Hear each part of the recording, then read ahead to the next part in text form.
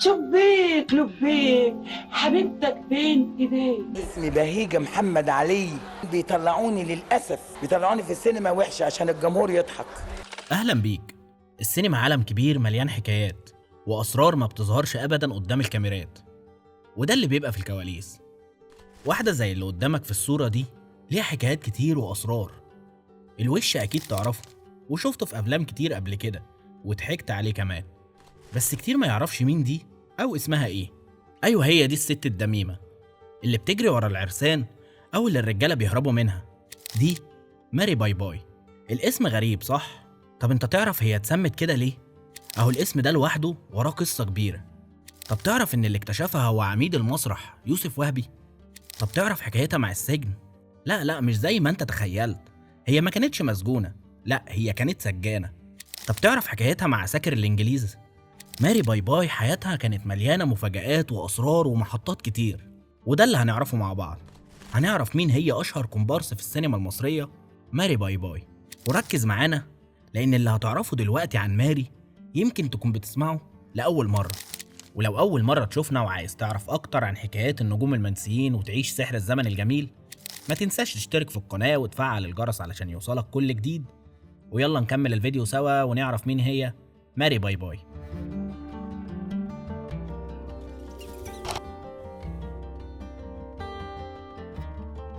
بهيجة محمد علي، وده الاسم الحقيقي لماري باي باي، اللي اتولدت سنة 1917 وسط أسرة فقيرة جدا. ظروف الحياة كانت قاسية والعيلة كانت بالكاد قادرة توفر أساسيات الحياة. ورغم الظروف دي ماري كانت عندها عزيمة كبيرة، ورغم إنها ما كانتش محظوظة بإنها تدخل مدارس إلا إنها قررت تعلم نفسها بنفسها. كانت بتقعد ساعات طويلة تتعلم الحروف والكتابة، وكانت بتقرأ كل حاجة تلاقيها قدامها لحد ما قدرت تتعلم القراءة والكتابة بشكل كويس جدا. ودي كانت حاجة مش سهلة ومش طبيعية في وقتها، لأن البنات اللي في ظروفها ما كانش بيتاح ليهم فرص زي دي. ومن وهي صغيرة كانت دايما شقيانة. ودخلت ماري مجال الشغل بدري جدا.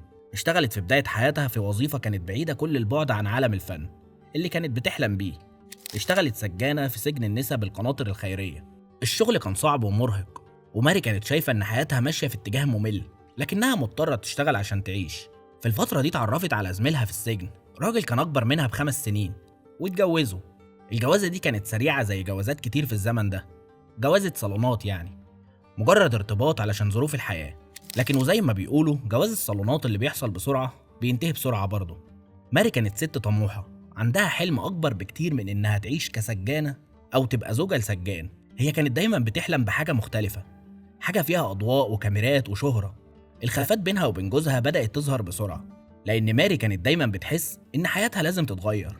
حلمها بالفن كان بيكبر يوم بعد يوم، وكانت شايفة إن مستقبلها مش هنا، مش في السجن ولا في البيت. فقررت إنها تاخد قرار جريء. اتطلقت من جوزها وسابت شغلها في السجن بعد 10 سنين من الشغل كسجانة. ماري ما كانتش عارفة هتروح فين بعد الطلاق وبعد ما سابت الشغل. وهنا بقى قررت إنها تدخل عالم الأفراح الشعبية، واشتغلت رقاصة. الشغل كان شاق ومرهق، لكن كانت بتحس بفرحة وهي بتفرح الناس. الحياة الجديدة دي كانت نقلة كبيرة في حياتها، نقلة فتحت لها أبواب عالم جديد تماما، بعيد عن القيود والمشاكل اللي كانت محبوسة فيه. في يوم من الأيام وهي ماشية في الشارع شافت الفنان الكبير يوسف وهبي، كان ساعتها بيصور فيلم المهرج الكبير. الفرصة جت لحد عندها. ماري ما فكرتش مرتين، راحت على طول وقالت له أنا عايزة أمثل والنبي. وبعد إلحاح كبير منها يوسف وهبي اداها دور كومبارس في الفيلم، ودي كانت بداية مسيرتها الفنية. وبعدين ضمها يوسف وهبي لفرقة رمسيس. بس الدنيا مش هتمشي حلو كده على طول. الفنانين في الفرقة عملوا اعتصامات للاعتراض على بعض القوانين اللي كان بيفرضها عليهم يوسف وهبي، وبكده ماري ما اشتغلتش. بس هي فكرت وقالت أنا لازم ألاقي حل، وهمثل يعني همثل. وقع اختيار ماري على المخرج خير بشارة، ورغم إنها ما كانتش تعرف اسمه في البداية، بس هي كانت متأكدة إنه مخرج كبير. ماري ما كانتش من النوع اللي بيضيع فرصة، راحت له على طول وقالت له بكل جراءة أنا اسمي بهيجة، سايقة عليك النبي محمد تديني دور عندك. وفعلا خير بشارة ما كسفهاش وما رجعهاش مكسورة، وحس بحماسها وثقتها الكبيرة في نفسها، وقرر إنه يديها فرصة. وفعلا اداها دور بسيط في أحد أفلامه. الدور ده كان نقطة البداية في مشوارها كواحدة من أشهر كومبارسات السينما المصرية، واللي من وقتها بقت ماري باي باي جزء لا يتجزأ من الأفلام الكوميدية اللي الجمهور مش بينساها.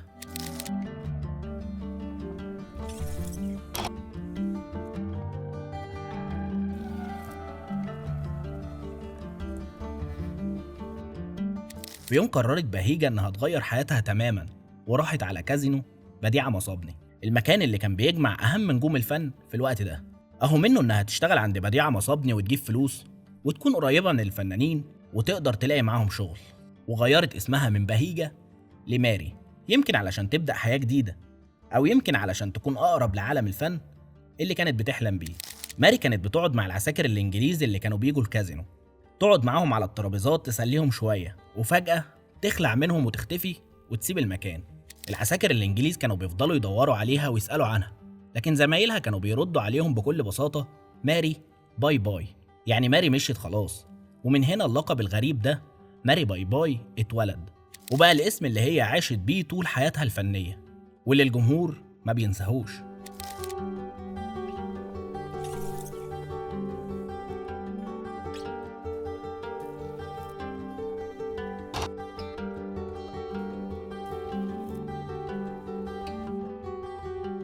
ملامح ماري كانت دايما هي السبب اللي خلى المنتجين والمخرجين يحصروها في أدوار معينة. كانت دايما بتلعب دور الست القبيحة اللي الرجالة بيهربوا منها أول لما يشوفوها، أو العانس اللي بتدور على عريس. ورغم إن الأدوار دي كانت ممكن تبقى مؤذية للبعض، بس ماري بذكائها وخفة ظلها قدرت تحولهم لأدوار مميزة وتسيب بصمتها في كل فيلم بتظهر فيه. ماري شاركت في أكتر من 50 فيلم، ومن أشهر أفلامها كان مطاردة غرامية، البحث عن فضيحة، جعلوني مجرما. كل مشهد كانت بتظهر فيه الناس كانت بتضحك وتتعلق بيه.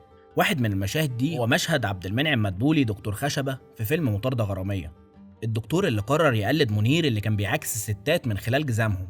فبص على كعب جزمة ماري وقال لها: مدام، كعب جزمتك بيدل على أنوثة طاغية.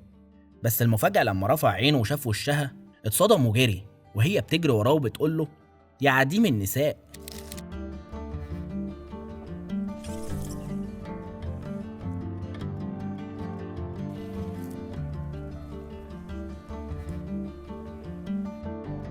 ماري ما كانتش بتشارك بس في الأفلام، كانت كمان جزء من المسرح، واشتغلت مع نجوم كبار زي فؤاد المهندس وثلاثي أضواء المسرح. سمير غانم كان بيحكي عن ماري وبيقول: كانت بتمثل معايا أنا وجورج سيدهم في مسرحية، والمسرحية كانت ماشية تمام، وفجأة جالهم خبر إن المحافظة هتقطع الكهرباء بعد شوية. سمير وجورج قرروا إنهم يستغنوا عن المشهد التاني عشان يلحقوا يعرضوا باقي المسرحية قبل ما النور يقطع. المصيبة إن المشهد ده كان هو المشهد اللي بتطلع فيه ماري. سمير بيقول: ماري ندهت عليا وانا على المسرح عشان تسأل عن المشهد، وانا طنشت، وبعدها راحت ندهت على جورج بس برضه محدش رد. بعد شوية جات لي وسألتني: هو ايه المشهد اللي على المسرح ده؟ فقلت لها: ده المشهد التالت. فقامت ردت عليا بكل استغراب: التالت؟ امال التاني راح فين؟ ساعتها سمير ما قدرش يمسك نفسه من الضحك، واللي حواليه كلهم ضحكوا. كانت دايما بتخلي الكواليس مليانة بهجة ومرح.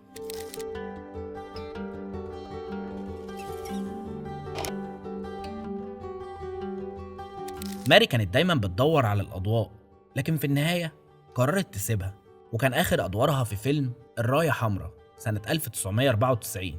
وبعد الفيلم ده ماري قررت تعيش حياتها بهدوء بعيد عن الكاميرات والأضواء.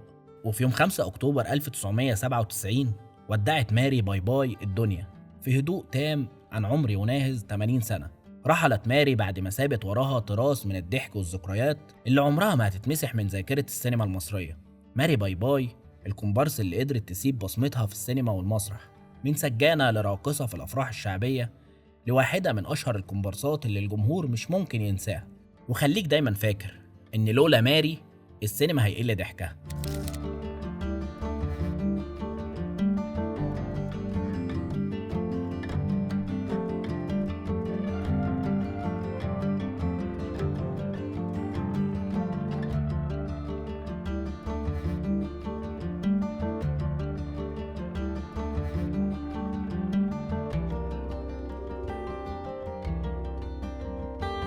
وبكده نكون وصلنا لنهاية الفيديو، لكن المتعة ما انتهتش هنا.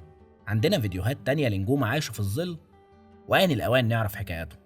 وما تنساش تشترك في القناة وتفعل علامة الجرس علشان يوصلك كل جديد وتكون دايما جوه الحكاية. سلام.